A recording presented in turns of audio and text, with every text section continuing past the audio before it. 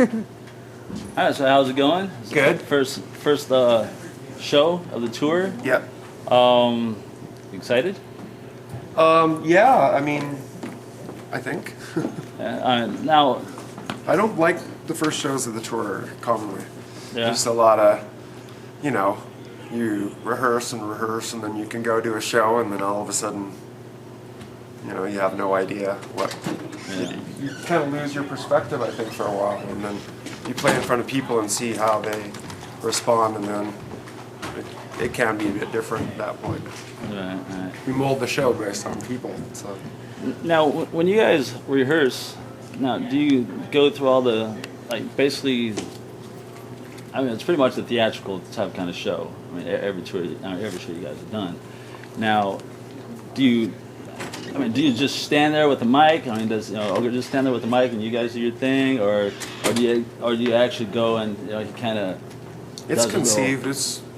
Everyone has their department. Ogre conceives quite an adventure in the live show, and then we, playing the music, try to recreate the music as best as possible so that the adventure becomes complete. And it's always been that way. I was just saying to Ogre, I always like showing up on the first show and seeing what all the actual props are. So you guys don't know what the props are? Well, we see them as they come along, but we don't know what Ogre's going to do until we see the first show. Oh my goodness. Truly, I really don't. So out of all the tours that you guys have done, I mean, you guys have been around since '82. So, I mean, what would you say the tour that you were just like, okay, this was just crazy, it was insane? I mean, what would you say your favorite tour was? Well, they all turn out equally as good because we follow the same aesthetic. We tend to plan it. We haven't changed in 30 years, so we put the same planning into the show we do each time, whether it be 1985 or 1992 or 2014. It's the same approach. So for us, it's kind of feels good to stick to philosophy, a plan, or a vision that doesn't get corrupted by trends, style, fashion, or anything. It just stays unique to what it was. That's the one thing I noticed about Skinny Puppy is that you guys, you really just have your own sound. I mean, and you guys are so popular. I mean, we didn't start out to become popular. Yeah. Well, I mean, we actually started for fun. Oh yeah? Yeah, and a lot of the reason why we became popular is because people shared the fun. Yeah. And they could see that I think we care enough about the music that we were putting a lot of ourselves and our integrity sort of into it and not wanting it to be another influenced by sound.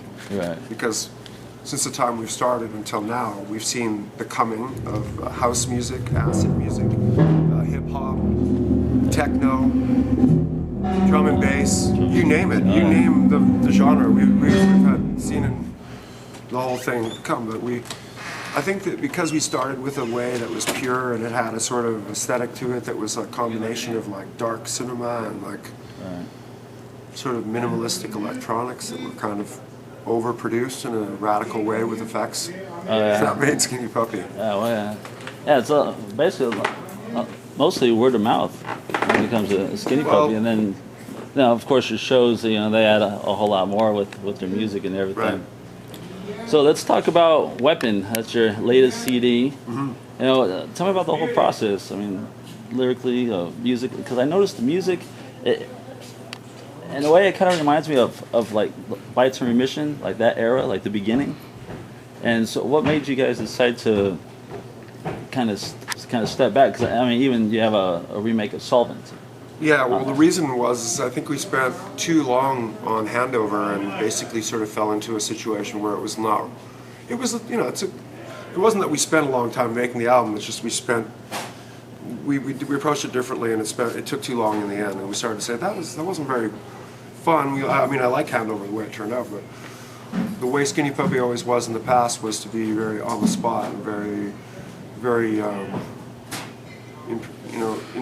inspirational, but also looking for that right amount of improvisation and just that moment. And that usually came pretty quickly. So we kind of forced ourselves to. Well, how it started was I had always been thinking to myself about Sullivan because it's a song I wanted to play live for a long time, but I didn't have any of the components to actually do it. Like, in other words, I didn't have any of the backing sequences or any of the stuff there was a lost track. So I figured I'm going to try and remake this track to see if I can make it the exact same way I did on Remission.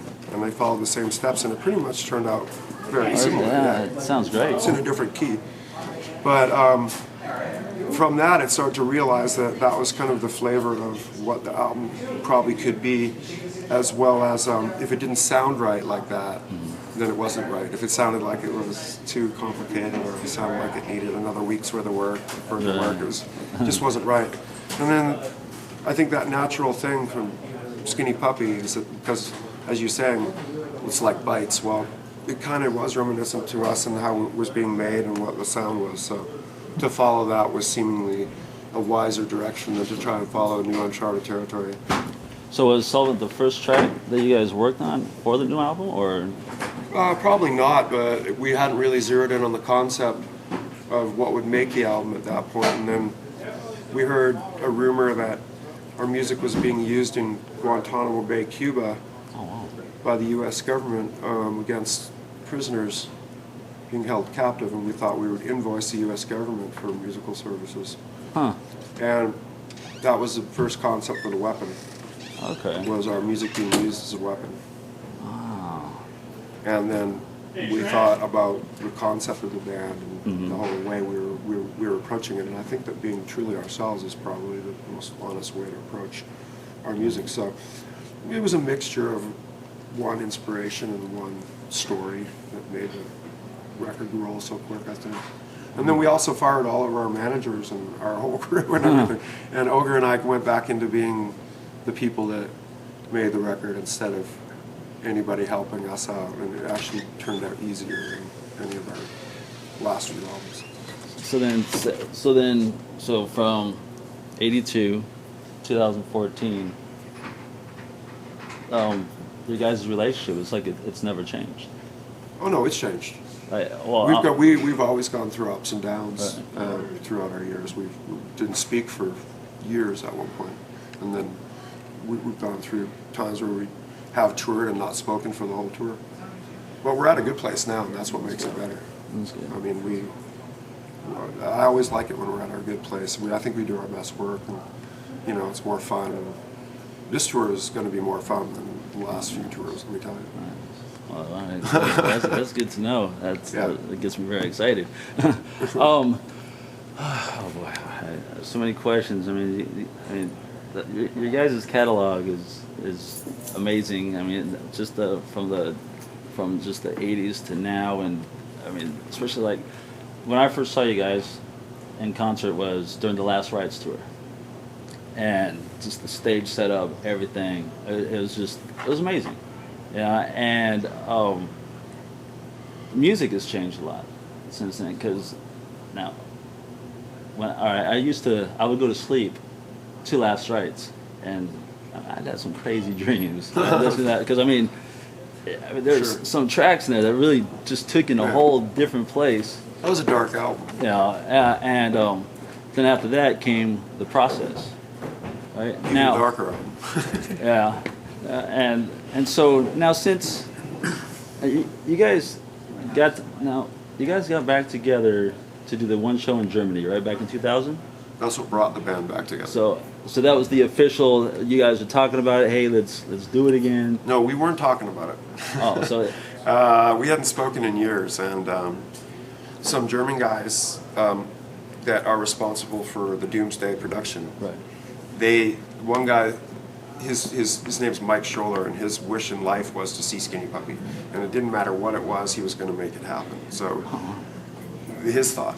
He called me up with another guy and said, we want to see you guys play live. And I was like, ha ha ha, that's really funny. And he goes, no, he's serious. I said, well, one guy's dead.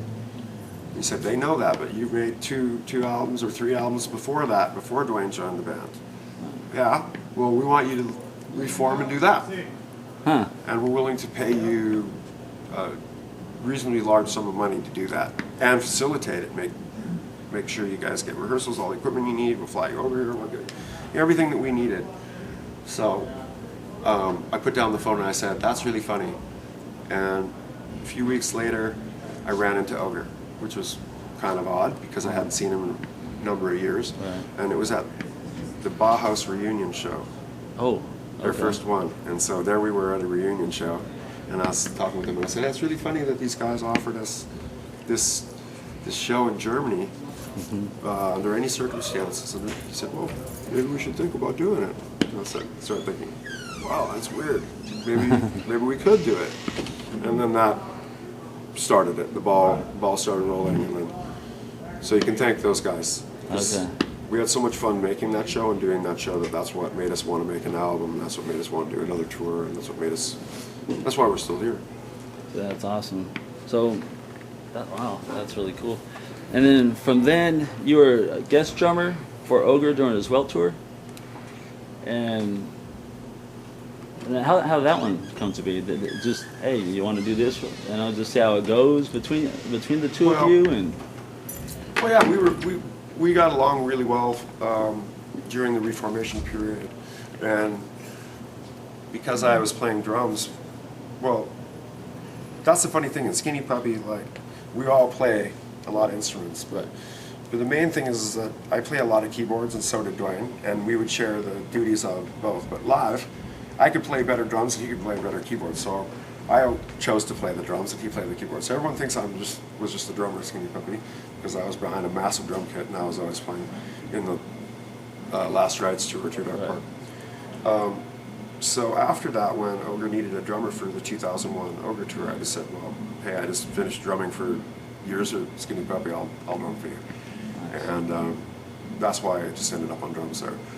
But then now, since passing of Dwayne, I had to go back to keyboards and then hire someone like as good as Justin to do the job, and then I don't have to worry anymore.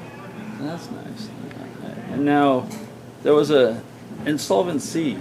That was supposed to be a CD that was supposed to come out a couple years ago, and wasn't it? Or well, I mean, essentially that was the process. I know that it was. Essentially, it's handover. That became handover. Okay. Yeah. We did an Insolvency tour Right. in Europe in 2010. Basically, our record company went belly up, and we ended up in a situation where we didn't want to give them our finished album because we knew that they were going to die. Right. And then so after we kind of held on to it, and after a period of time, we were going to make a fake album to give them, kind of like Metal Machine music, Reed style. So we set out to do a couple of things like that, and then that turned into other records. I'm back to my old ways. Here's Ken Marshall. This is the man I actually need for a second. Okay. And I think I have to. Yeah. Okay. Well, we could call it. All right. This That's is Ken fine. Hi Watt Marshall. Hi. Our partner. How you Mixed doing? every Skinny Puppy album since Rabies. All right. Nice. Very nice. All right. Well, thank you very much. Thank you. It was a pleasure. Nice to meet you. Yeah, Where are you nice guys? to meet you.